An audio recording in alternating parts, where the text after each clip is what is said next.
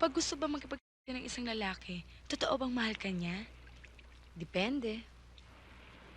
Depende sa ano. Depende sa feelings ng lalaki. Like what? Well, alam mo kasi, basically when two people are in love, follows. Sometimes they love each other too much, so they have to be able to express their love.